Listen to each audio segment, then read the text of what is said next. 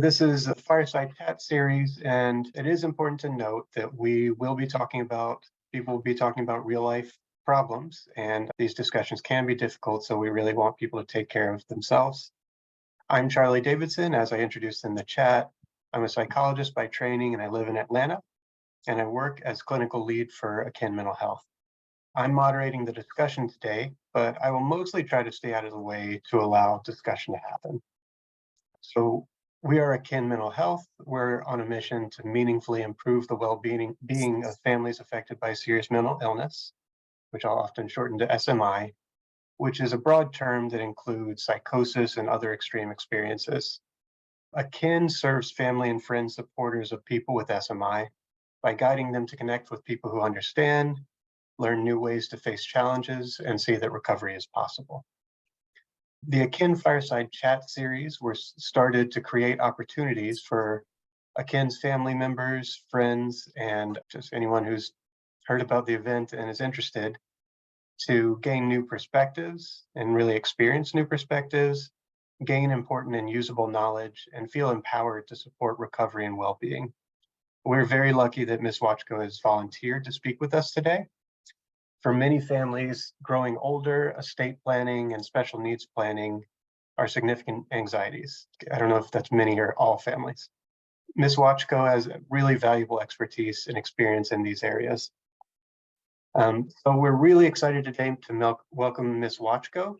Sarah Watchko is an attorney in the Hill and Watchko firm in Georgia, which you can check out at estatelawgeorgia.com, estatelawga.com. Ms. Watchko's practice areas include estate planning, special needs planning, Medicaid's benefits for nursing home care, VA benefits, and trust and estate administration. And I believe that she will explain what that means. She and her firm have years of experience in these areas. I was very lucky to meet Ms. Watchko at a local NAMI mental health fair here in Atlanta. And I overheard a lot of the questions that family members were asking her, and I recognized the questions very well, because they are the same questions that Akin staff answer all the time. But sometimes we don't have the legal expertise to give even a good answer, give people the next steps. So we're really excited to hear about this. We'll ask Ms. Watchko to summarize some key points about her legal specialties with regard to supporting family members with mental illness, and then to discuss some questions from participants. So without further ado, let's welcome Ms. Watchko. And Ms. Watchko, please don't forget to tell me next slide when it's time. I will. Thank you so much. It's an honor to be here and to have this opportunity to share these resources. I won't bore you with too much about me, but just a little bit of background. Like you can see, I practice here in Alpharetta, Georgia, which is a suburb of Metro Atlanta. An important thing to keep in mind as it relates to everything I share today, nothing is intended as specific legal advice for any specific situation. And some of these topics will differ somewhat from state to state. I kind of intend to give folks a high level understanding of some of these concepts and what you need to be thinking about.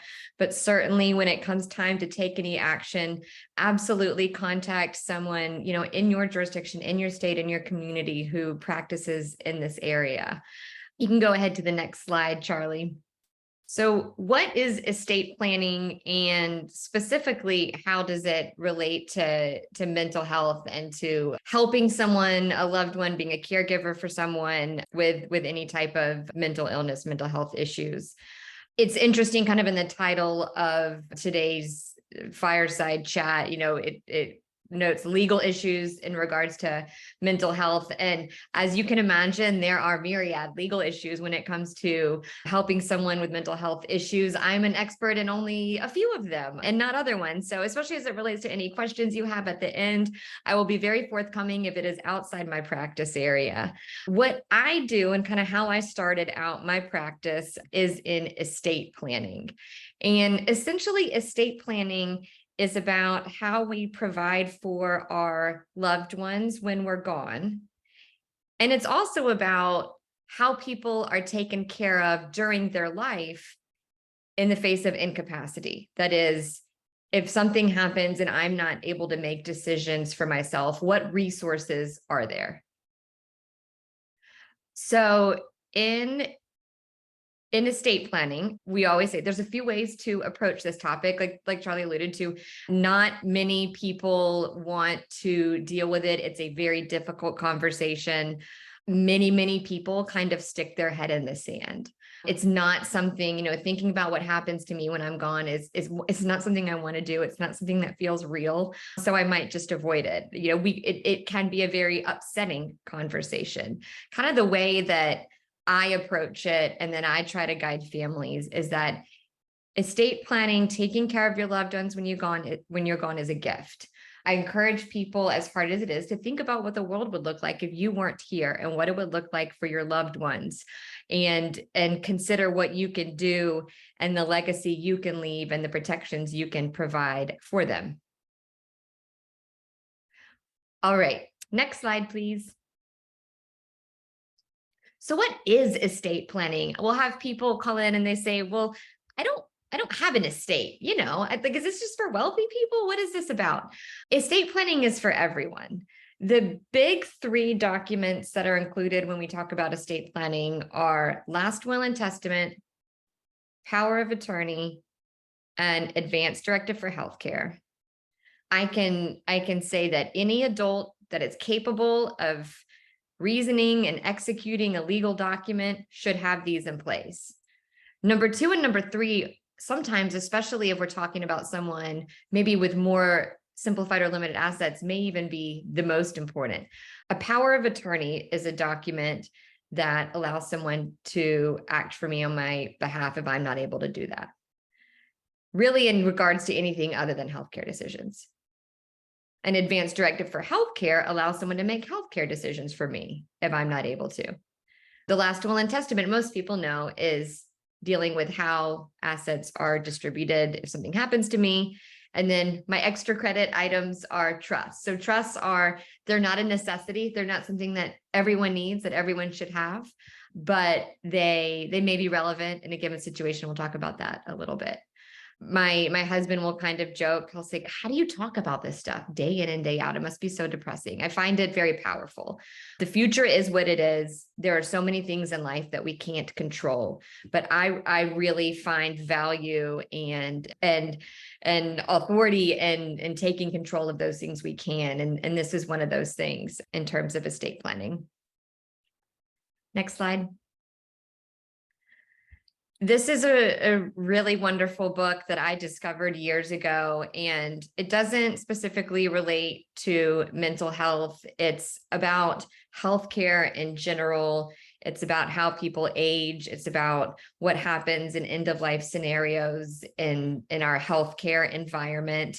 And I found this quote, I found, like 100 quotes in this book, really powerful, but this was one. This is what it means to have autonomy. We don't get to control all of the circumstances in life, but getting to be the author of your life means getting to control what you do with them. So the circumstances are what they are, but what do I have authority of? How can I set something up to protect my loved ones? Next slide. So I mentioned the power of attorney, and as it relates to some of these topics, I think you can look at it as part of this conversation from 2 angles. One is the angle of, I'm a parent, for example, and I have a child with substance abuse issues or mental health issues, and I want to plan for them. The other is looking at it from the perspective of that person. What can they do so that we can care for them? And this kind of relates to both. So I mentioned a power of attorney is a document that allows someone else to act on my behalf legally. So if I'm over the age of 18, no one can sign a contract for me but me. No one can manage my assets but me, unless I give them authority to legally. That's what the power of attorney does. No one can file a lawsuit on my behalf but me. The power of attorney allows me to name someone else who can do that for me. Some analogies that I think kind of illustrate this a little bit better are, it's like if I give someone a power of attorney, they can step into my shoes. They can act on my behalf. If I give someone a power of attorney, it's like giving them a set of keys to my house. So if I'm not here, if I'm in an accident, if I'm ill, if I'm not able at some point to make decisions for myself, they can step in and do that for me. I haven't given away any of my authority to do it myself. And there's a lot of misunderstanding there. We deal a lot with people who are feeling vulnerable because they don't want someone else to come in and take over. And that's a really difficult balance to strike, because we're thinking we know someone needs to help, but we don't want to give away that authority. We want to make our own decisions. You're not giving away your right to make your own decisions when you sign a power of attorney. You're just giving away an extra set of keys. You're saying someone else can do this for me, but I can still do it too. And sometimes that's a good thing, and sometimes maybe it's not. We'll talk about that in a few. I sometimes describe the power of attorney as one of the most widely known legal tools. Like, this is pretty common, I think, especially if you've dealt with loved ones who are aging and you have to use a power of attorney, to help mom pay her bills or something, but also widely misunderstood. And that this is not something that we can just pull off a shelf at Office Max and say, oh, I signed it, it's good. The words, the terminology in there really matters. States are very specific. Typically, Georgia is for sure in their statute and their law of what it should look like and what it shouldn't look like. So as simple as it seems and as easy as it may be, even to go on LegalZoom or go on the internet, it's complicated enough in its execution that while it's a self-serving statement, you really should see a specialist, and not just any attorney. You really should see an estate planning attorney for something like a power of attorney that can be so important. And you think about it, so that someone can take care of me in the event of my incapacity.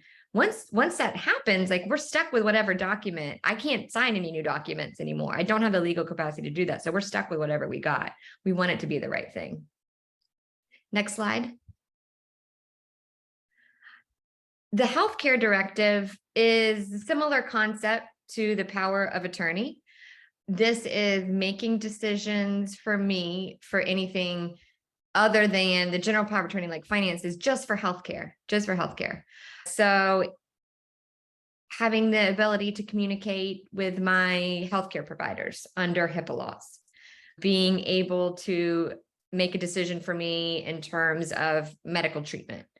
One thing the power of attorney does not do, at least in Georgia, and I would assume that this is the case, generally speaking, throughout the US, it doesn't allow any individual to dictate involuntary mental health treatment for me. There's a whole body of law in Georgia that is related to involuntary mental health treatment and how that is established. So the power of attorney does not do that. It specifically says it does not do that.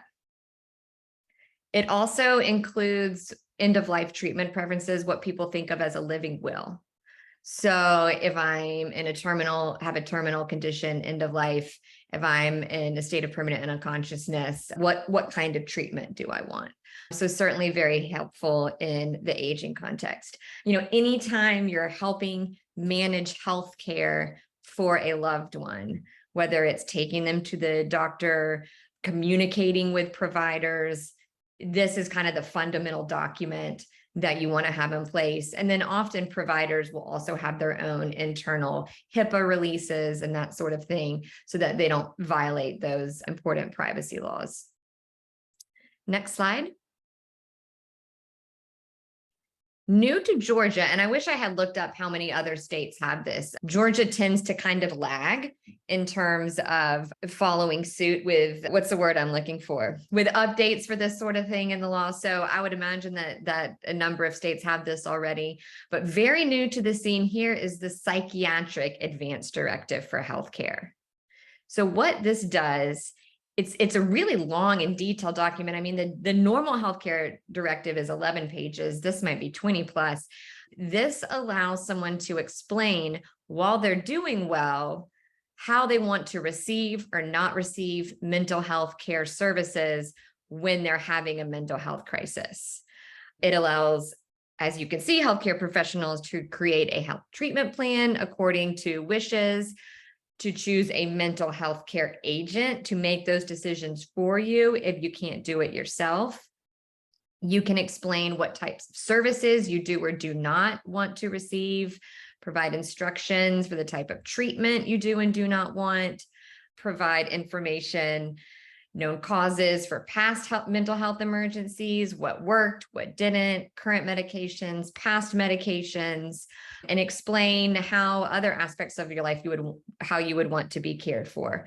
So really powerful in terms of giving an individual autonomy in being able to choose what type of treatment they would want, what type of treatment they would not want when they're not well, rather than just relying on a generic advanced directive or having to take the path of involuntary mental health treatment. Let me decide what I'm comfortable with and what I'm not, while I have the legal mental capacity, and we'll talk about what that means, the legal mental capacity to do so.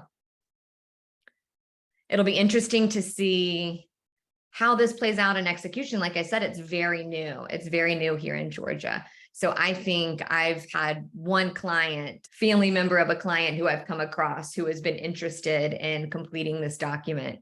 So it's always interesting when you're drafting, when you're a planner and you're drafting documents, you don't immediately get to see them in the execution.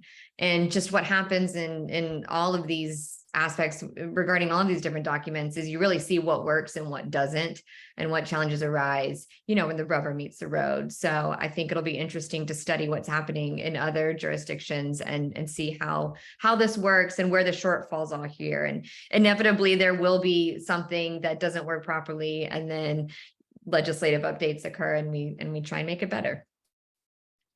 Next slide. The revocable living trust, and I'll talk about a revocable trust and a trust that's not revocable. This relates, we were getting back to kind of financial management and controls. And there are several good reasons to consider a living trust. And some I look at from the perspective of, again, for example, I'm the parent planning for my child. Some I look at from the perspective of, I am a person in the scenario with mental health issues and I want to protect myself. I always talk about it. We talk about it this way in aging too. Like if I'm worried about a progressive dementia or something like that, how can I protect myself from myself in the future? I'm good now, but there may be a period of time when I'm not good. And how do I protect myself in that scenario? And of course, we're talking about financial protections as part of this particular conversation. So if I'm looking at it from the perspective of a parent planning for a child, an adult child, let's say, with a mental health issue, and my goal is to make sure everything flows as smoothly as possible when I'm gone. I have an executor in place, I have a trustee in place, and I want to make the process, the transition after I'm gone, as easy as possible. A revocable living trust can be really helpful in that scenario. And the reason, without getting too much into the mechanics of the details, the reason is if we do a trust and we properly put assets in the trust, then we don't have to probate a will when the person passes away. Probating a will, my will is a great tool. It says who gets my assets when I pass away, but it's not like an automatic thing. There's this somewhat convoluted legal process that people have to go through. It involves filing paperwork with the court. It typically involves all family members signing legal documents. So if you have someone with special needs, with mental illness, who's not going to be ready, willing, or able to do that, then it's really going to hold up the process. It's just going to create a giant headache that we could have avoided. So from the perspective of the parent, the sister, the loved one doing planning for someone else, I think the living trust is a good tool in that respect. Kind of change gears. Okay, what if it's me? What if I have a situation where I'm afraid of what I might do in the future if things aren't going well for me? Well, I can create a living trust for myself, because not only does it dictate how things pass when I'm gone, but I can put controls in for what's happening while I'm here, while I'm alive. So the trust is structured, a trust is generally structured so that my assets are mine. They're used for me while I'm alive, but I can put someone else in control. And the terminology is as trustee. So I can say, I can create a trust and I can say, I'm putting my assets in the trust and the trust is for my benefit, but I'm not the trustee. My brother's the trustee. Or I am the trustee now, but if something goes south, if I'm not able to do that anymore, I can be removed as trustee. And we can be as creative as we want. Some ways are more advisable than others, but we can be as creative as we want in putting in that document who says when I can't be trustee anymore. So if I have a committee of loved ones that I trust, my mom, my brother, and my counselor, they're my committee. And if they say Sarah shouldn't be trustee anymore, they can sign a document and then I don't have control of my assets anymore. Or I might say from the start, and I've seen this happen. We had a case where a young man who had no financial acumen yet, I mean, really based on his age, he was like 18 or something, came into a lot of money. I think it was an inheritance, but it was outright to him. And his family spoke with him and sat with him and said, you might consider putting this in a trust and putting someone else in control. Protect yourself from yourself because you don't know what you're doing yet. You could easily be taken advantage of. You could get married and divorced. You could go into financial troubles, debt. Let's put something in place that protects these assets. In that case, he even took the extra step of making it irrevocable. So put an IR in front of where it says revocable. Irrevocable means he can't revoke it. He can't change it, which I think is an interesting angle too. If I create a revocable trust, yeah, I put someone else in charge as trustee, but I can revoke it. I can pull it back anytime. Maybe I want to consider an irrevocable trust so that I can't do that, so that someone else is in control and I don't have the ability to do that. Next slide. Just kind of a comparison between the power of attorney and the revocable living trust or an irrevocable trust. The power of attorney, I'm keeping the keys. I have legally, there's no power of attorney where I've given my keys away. I've kept the keys to the castle. I still have control. I just let you have control with me. When I'm talking about a trust, I can give the keys away. If I'm in the state of mind where I'm comfortable doing that, I want to do that, I can give the keys away. I can hand them over to someone else and say, you take the wheel, you drive this train. I can't do it. So it's a very powerful tool, the tool for financial planning. Next slide. So we talk about all these documents and I'm saying I can protect myself from myself. I can sign a power of attorney. I can create a trust. In all of these conversations, I'm presuming that I have the legal mental capacity to execute a document. And that's where things can get really tricky. We deal with it in the context of mental health. We deal with it in the context of aging and dementia and cognitive decline. Where do we draw that line? When can a person no longer execute documents for themselves? And, like I alluded to earlier, and as with the estate documents, these are terms that I will use that will differ from state to state. These are legal standards that will differ. The definitions will differ from state to state, but they're going to follow the same theme. There's a lot of provisions even that are based on what we call uniform laws, where, states draft their statutes based on a uniform set of laws. So you find a lot of similarities there. But essentially what we're talking about here is how do we plan for and how do we protect someone who doesn't have the capacity to make decisions for themselves?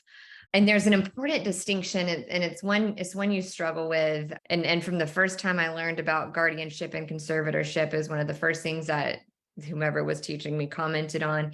There's a distinction between the inability to make decisions and just making bad decisions. So I don't have a diagnosis of dementia. I don't have a diagnosis of mild cognitive impairment. I don't have any known severe mental illness. I just spend a lot of money. I just make bad decisions. I just never got my act together. Maybe my executive functioning isn't what it should be. And I get into credit card debt and I just can't get out of it. No one can go to court and have a guardian or successfully have a guardian appointed for me because I don't lack the ability to make decisions. I have the ability to make reasonable decisions. I'm just not doing it. So you can imagine how difficult this can become in the context of mental health. Does the person lack the ability to make decisions at all? You can flip to the next side. So guardianship is, I think, the most common universal term nationwide that's used in this context. In Georgia, we have guardianship, which is of the person, and conservatorship, which is of the money or of the assets, the property, the financials. So they are parallel, but they are two different things. If I'm a guardian, then I can decide where you receive healthcare treatment and where you live. I can sign contracts for you. I can act for you, but I can't manage your money. I have to also be conservator to manage your money. I've heard terminology in other states, guardian of the person and guardian of the property. I don't know if it's true in every state, but I would imagine so that they're bifurcated. So there could be a scenario where someone needs a guardian and not a conservator, needs a conservator and not a guardian, or they need both. And it's probably most common that if someone needs one, they're going to need the other. And think about guardianship and conservatorship. A court is taking away someone's right to make decisions for themselves. And if you kind of think of like the history of our country, our Constitution, what we value as a policy in this country, it's an individual's right to choose, an individual's right to choose where they live and where they work and the healthcare. It is hard to take that away from someone. If the guardian is appointed for me, if a conservator is appointed for me, a court is removing my right to choose. And because of that, there is a high standard and a high bar and a complicated legal process to get to that point. The standard here in Georgia for a guardianship, this is straight from the statute. The court may only appoint a guardian if the adult lacks capacity to make or communicate significant responsible decisions concerning his or her health or safety. And no guardian shall be appointed unless the appointment is in the best interest of the adult. There's also a concept that's in the statute of least restrictive alternative, that we don't want to take away someone's rights unless it's the only option to protect them.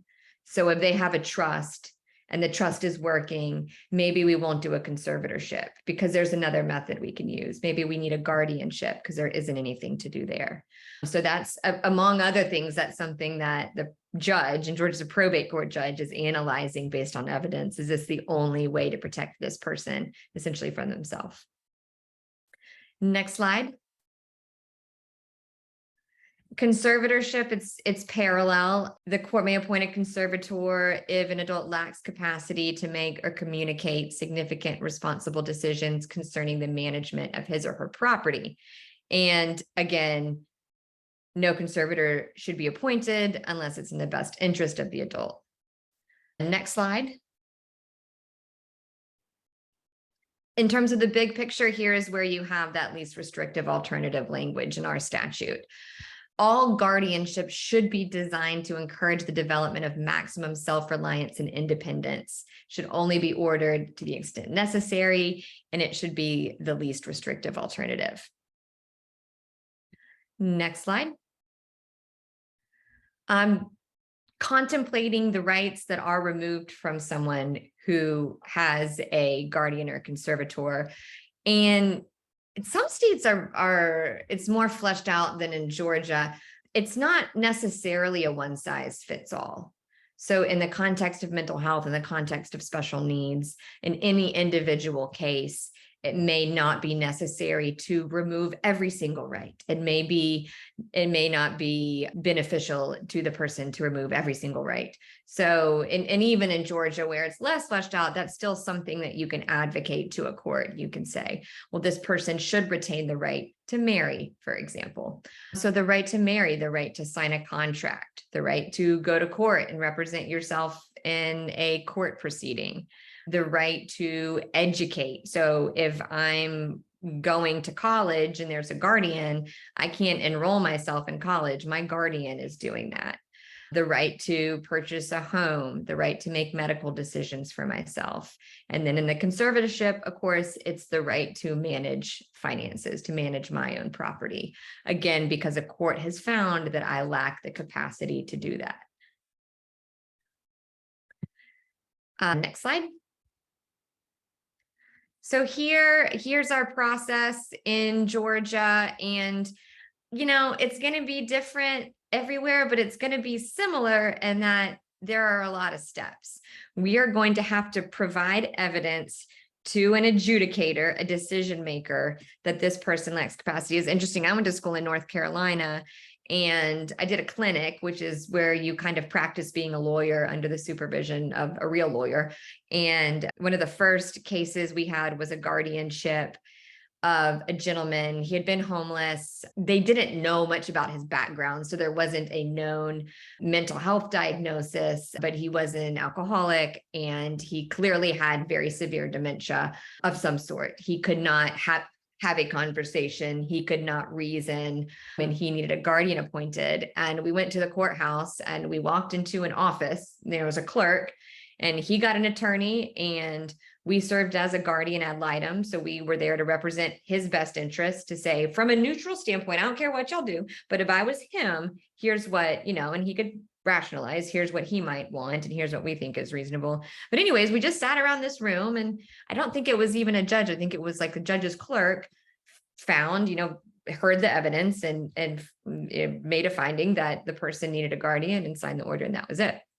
In Georgia, you're in a courtroom, or post-COVID, you might be in a Zoom courtroom, but you're in a courtroom and you are going through all the normal formalities of hearing. You're presenting evidence, there's testimony. We call them in Georgia, and a lot of states do, the ward. So if you end up with a guardian, you are a ward and you have a guardian, the potential ward gets an attorney. Because again, you're taking away my rights. I need an advocate. So I get an attorney, and an attorney is going to talk to me and talk to my family members, learn about my background, and advocate for me. If I say I don't want a guardian, then that's what they got to do. That's what they got to advocate for. So everyone might be on the same page, but I'm not, and my attorney is representing my interests, so they're not either. Often there's a guardian ad litem involved, like there was in that case in North Carolina, and the guardian ad litem is more of a neutral. I'm looking at all the pictures. I'm talking to everyone involved, kind of like in family law, and a child might have a guardian ad litem. I want to say what's in the best interest of Sarah as it relates to this proceeding.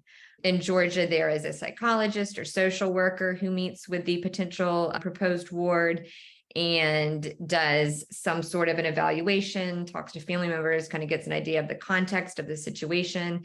And there's an order given to the judge. And then ultimately there's a hearing where anyone who knows me, my family members, you can call in healthcare providers, mental health care providers to testify. This is why I think this person lacks the capacity to make decisions. Next slide. Switching gears a bit. Again, where mental health care and legal collide, there are several different interactions. And we talked about, planning for a loved one. We talked about guardianship and conservatorship. In my practice, this is one of the other kind of main primary scenarios. And it kind of relates to how I started becoming involved in helping families who have these situations. It's special, what we call generally or globally special needs planning. And special needs planning involves essentially protecting assets for a person with any kind of disability so that they don't lose government benefits. As you may or may not know, if you are a disabled individual and you do not have your own individual means, your income is limited, your assets are very limited, you may be eligible for government programs, and receiving your own assets or having your own assets is going to kick you off. Next slide.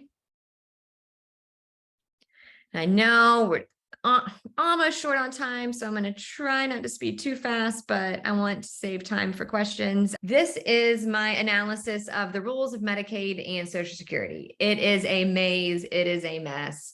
It's difficult to understand, to follow. Is difficult for me to understand. Next slide. Here's just a, eyeball Medicaid eligibility in Georgia outside of the nursing home context, which is one that we often plan for. And keep in mind, there's like 30 different Medicaid programs in Georgia. So this is kind of a high level overview, but you can see that the individual resource for many programs might be $2,000. For a couple, it might be $3,000. So if I want to leave assets to a loved one or give assets to a loved one who is on means tested disability, then that's going to kick them right off. Next slide. Actually, Charlie, skip two slides. Go to the one that says, what is a special needs trust? Perfect. So that's where a special needs trust comes in. I can leave assets to my loved one, and I can structure it in the form of a special needs trust. And essentially what this means is that I, as the attorney drafting it, put in what I call the magic language that the federal government and state governments have approved to say that these assets are not meant to replace government benefits. They're meant to supplement, and the person should not be counted against the individual. Next slide. Not all government benefits require a special needs trust. This comes up all the time, and it's one of the first things we're trying to discover. SSI and Medicaid require a special needs trust. SSDI, and Medicare don't. That doesn't mean you necessarily shouldn't have one. It certainly doesn't mean you shouldn't have a trust, but it's not a necessity to keep those benefits. It's really SSI and Medicaid are the ones we're worried about. And SSI is a Social Security benefit, typically for those who haven't worked, who haven't earned enough credits to get Social Security disability. All right, one more slide. And briefly, this is just to illustrate there are different kinds of special needs trusts. It depends on where the money's coming from, typically which type we're setting up. I might have my own money and I have a disability. I need to protect it. It's first party. Someone's planning for me. It's third party. This is where we really dig in with clients. We consider where funds are coming from, what we're trying to do with them, who we're protecting, and then we can fit them in one of these boxes and make sure they're protected. Well, thank you so much, Sarah, for your time too, Ms. Watchko. If a person has a guardian, would that person still be able to set up power of attorney? So here, and I'd assume most places, the answer is no. They're mutually exclusive. They're similar roles. The term for power of attorney is agent. So your agent under a power of attorney is the person who can act for you. If you're in the guardianship world, your guardian is a person who can act for you. In Georgia, the appointment of a guardian essentially, or a conservator, essentially revokes the power of attorney. One has precedence over the other. We see this sometimes, especially in the aging world, where I appointed my son Bobby as power of attorney. Turns out that was a mistake. Bobby's stealing all my money and using it for Bobby. So my loved ones can go to a court and have a guardian and conservator appointed, and that kicks Bobby to the curb. He can't steal from me anymore. Are there any financial resources available for people with bipolar disorder? We are very knowledgeable and on top of therapy and medication needs, but my daughter is at a point where steady employment is a constant struggle. I'm wondering what financial services may be available, including disability, and then what type of medical documents, diagnosis, and psych evaluation documents would be needed to even start that eligibility process. Because the daughter is young and in early 20s, not sure if SSI would be an option. The resource that you need is a Social Security disability attorney. In my practice, in my world, most of them only do that and they do it day in and day out. So the short answer is yes, she may be eligible for Social Security. It may be SSI, it may be SSDI, and there are a number of factors that determine one or the other. And I can speak to Social Security disability eligibility from a very high level. I just don't do it. So kind of the nuances of the process and everything you have to show is a little bit above my head. But there's a term, substantial gainful employment. If I can't work, and they define what that means, and there's a dollar amount if I can't earn more than X dollars. If I can't work, then I should be eligible for Social Security.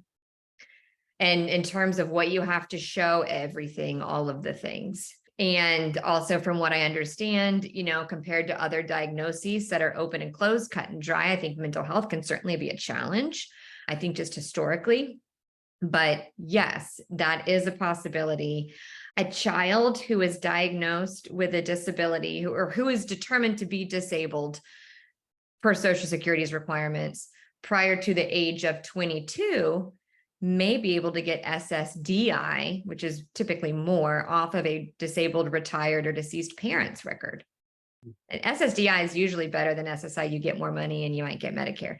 If that's not an option, or if I become disabled or I'm determined disabled after the age of 22, and I never earned income myself, I never paid into Social Security, they call them credits. It's kind of like an insurance policy. You pay in premiums, you pay in credits as you work throughout your life. SSI is the fallback. I think an easy example is someone who's born with a diagnosis. Let's say it's severe autism spectrum disorder. They never worked. They were never able to work. They're going to fall into SSI until their parent retires themselves and they take off the parent's records. All that to say, obviously very complicated, convoluted rules. Think of the little spaghetti map I drew. But yes, absolutely something you should pursue. And yes, definitely find a Social Security disability attorney in your jurisdiction to help. I was going to ask a quick follow-up. In that case, do you happen to know if someone falls into SSDI as opposed to SSI? You said they are then attached to Medicare insurance as opposed to Medicaid. Yes. So if a person's on SSDI, are they then still eligible for Medicaid healthcare services like rehabilitation and things like that in the community? They may be, because Medicaid is means tested. If they're on Medicare and they're on SSDI, but their means, their income and resources are still significantly limited, then they will also qualify for Medicaid. And keep in mind, I'm speaking really generally. Like I said, in Georgia, I think there's 30 plus categories of Medicaid. So it's like, find where you can plug them in and what, is relevant. But all that to say, dual eligibility is absolutely possible and very common. In all these perspectives, I'm like, okay, where would I turn? Where would I go? And I know, for most disabilities, again, there are some where a disability attorney will be like, you don't need me, just like fill out this paperwork and you're good. But mostly it'll, I'm like, that is the first place I would go. And the way they're compensated is interesting. I don't think they get paid out of the Social Security benefit. So you don't pay for their legal services, out of your pocket at the outset. So I just think that makes it, you don't have to worry about that aspect of the process. That's paid for through the program. The special needs trust that I have made has my name incorrectly stated under settler and first trustee. Do I need to hire an attorney to correct the document? I might hire an attorney to tell you whether or not you need to correct the document. I'd probably want to correct the document if you were here. And in Georgia, and again, we lag in terms of updates. So I'd say we have it here. California's probably got it. There are myriad ways, there are a number of ways to correct an otherwise irrevocable trust. Or if it's a revocable trust, you might be able to amend it easily. But anyways, there's typically going to be a way to fix it. And I'd rather you fix it now. Maybe it'll be a problem, maybe it won't, but I'd rather you fix it now and not take the risk of it being an issue at some point. When you're dealing with banks, look at my frown, banks, financial institutions, highly regulated organizations, they get really nitpicky about things. So yeah, solve the problem now, and then you don't have to worry about it. And I'll ask the question that I was feeling when reading that. Does that sound like the kind of question you could ask an attorney if you don't have one established already, that they might field before you've hired them? You know, I like, would hope do I so. know you I for this? certainly can't speak for all of us. I like to do that. Everyone operates their firm differently, so it's hard to say what you might find. Can I establish a power of attorney for my adult autistic nonverbal daughter to help her manage her assets if she has been conserved by the courts under a developmental disabled conservatorship called a limited conservatorship of the person? I am not the limited conservator of the person. The current limited conservator of the person states that they do not make decisions about finances. So this is where other states are sometimes so much cooler than Georgia, because in Georgia it's like, well, you have a conservator, you can't do anything. Here, you clearly have something that is much more limited and fine-tuned. The answer to your question is, I don't know. It depends. You really need a California attorney to answer it. I typically go with a certified elder law attorney, even though the term is elder. Most elder law attorneys do special needs planning. And there's a couple other resources. So I can definitely circulate that so that you can find someone local. It's the wording is interesting of your question, because it says, and we get this a lot, can I establish a power of attorney for my daughter? So a power of attorney is something that only I can establish for me. So people will call and they say, I want to get power of attorney over my mom. Power of attorney is me giving you rights to make decisions for me. So only your daughter can do that. So the question is, in California, under their standards, does she have the legal capacity to do that? Does she have the legal capacity to sign a power of attorney document? Someone who's nonverbal, it's obviously going to be much more of a challenge to establish. Does she understand what I'm talking about? We had probably one of my most interesting power of attorney signings with, I think, an 18-year-old who was nonverbal, extremely bright. And he had, oh, what was it called? It wasn't a letterboard. It was like that, but it was a computer. And he had an interpreter, and she had a different name than that. I'm like botching all this terminology. But we prepared documents, and she sat with him for hours, and they discussed these documents. And he asked questions like, well, can I be an organ donor if I have autism? I mean, that was his level of intelligence. But if you sat face to face with him, you'd think he would have the intelligence of a 2-year-old because of how he physically communicated, because of his body language. He had a lot of anxiety. So we had to be very particular about how we met so that he wouldn't get that anxiety. But it was mind-blowing what we were capable of doing, through these alternative communication methods. So all that to say, certainly challenging when you have someone who's nonverbal, but under the least restrictive means philosophy, if someone can act on their own behalf, they absolutely should. And we should try and find accommodations so that they can. My sister was just appointed a guardian.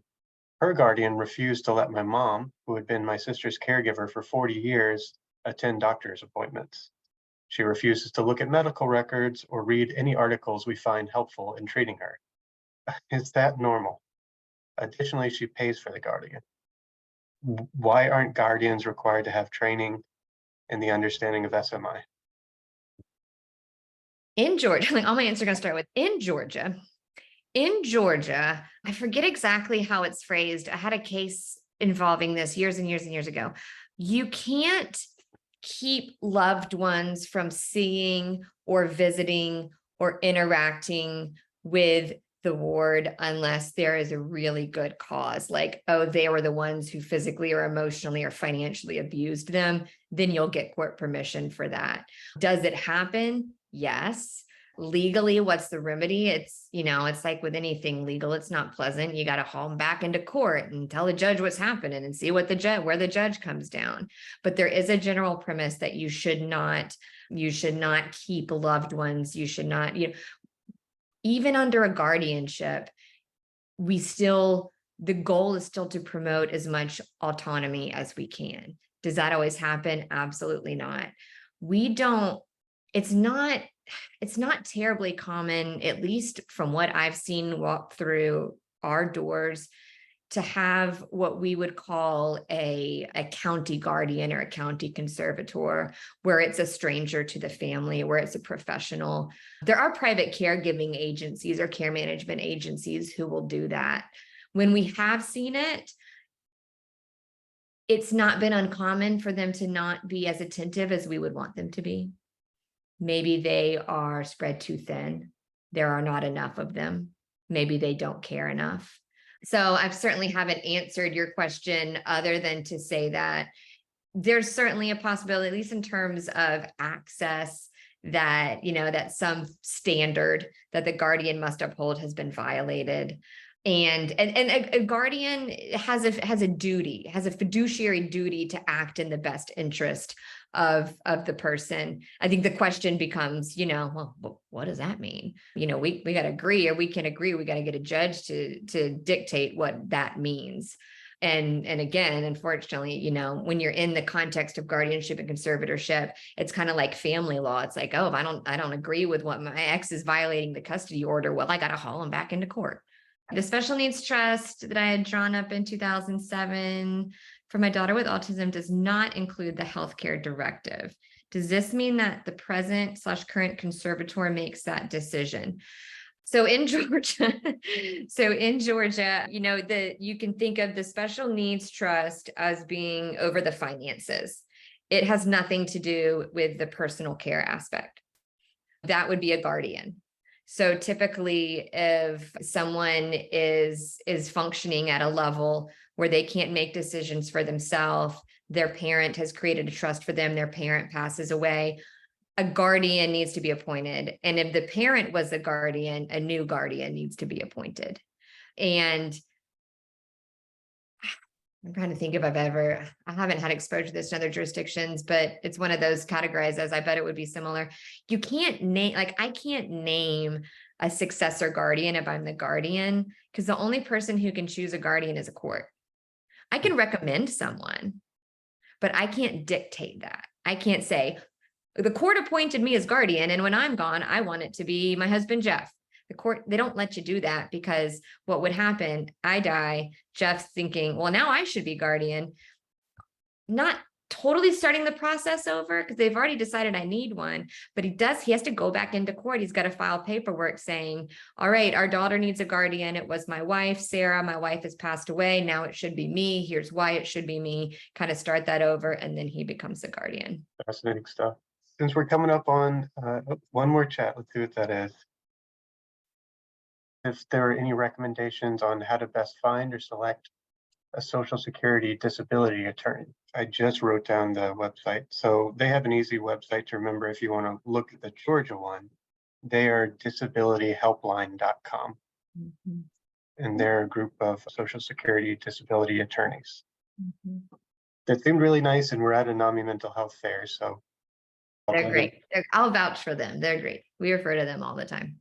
Awesome. Thank you so much, Ms. Watchko. This was illuminating, and I need to go back to school because it turns out I don't know anything. And I can see from the faces and the questions that this is really important stuff. Estatelawga.com is a very cool website. And please visit us at akinmentalhealth.com akinmh.com if you haven't. Feel free to email me. I'm Charlie at akinmh.com. And thanks again to Ms. Watchko, and thanks to everyone for your great questions and participation.